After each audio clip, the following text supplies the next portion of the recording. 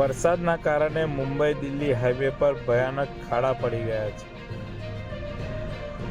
Mumbai Delhi highway પર સ્પીડમાં જતા કાર ચાલકો ચેતી જાજો, કારણ કે વરસાદના કારણે હાઈવે પર મોટા ખાડા પડી ગયા છે.